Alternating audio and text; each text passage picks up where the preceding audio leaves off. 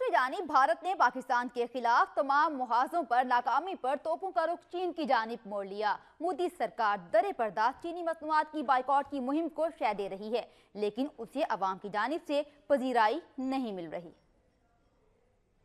پاک بھارت کشیدگی میں چین نے پاکستان کا حقیقی دوست ہونے کا ثبوت دیا ہے۔ عالمی برادری کے سامنے بھارت کے مذموم پروپیگنڈے کی ایک نہ چلنے دی۔ برکس اجلاس میں بھی بھارت کو منہ کی کھانی پڑی، جس کے بعد دیگر ہزیمت اٹھانے کے بعد انتہا پسندوں نے چین پر غصہ نکالنے کی ٹھانی اور چینی مصنوعات کی بائیکاٹ کی مہم شروع کر دی۔ اس مہم کو مودی سرکار کی پوری سپورٹ حاصل ہے، تاہم ابھی تک عوام سے پذیرائی نہیں ملی۔ بھارتی تجارتی ماہرین نے حکومت کو خبردار کیا ہے کہ اس مہم کے بھارتی معیشت پر انتہائی برے اثرات مرتب ہوں گے، کیونکہ بھارتی مارکیٹ چینی اشیاء سے بھری پڑی ہیں اور مارکیٹ میں اس کا متبادل دستیاب نہیں۔ واضح رہے کہ بھارت اور چین کے درمیان سالانہ تجارت کا حجم 61 ارب ڈالر ہے، جس میں بھارت کی برآمدات کا حصہ صرف 9 ارب ڈالر ہے۔ بھارت کے سنجیدہ حلقوں نے بھی مودی سرکار کو مشورہ دیا ہے کہ ہر معاملے میں جذباتی فیصلہ کرنے کی بجائے زمینی حقائق سامنے رکھ کر حکمت عملی بنائے۔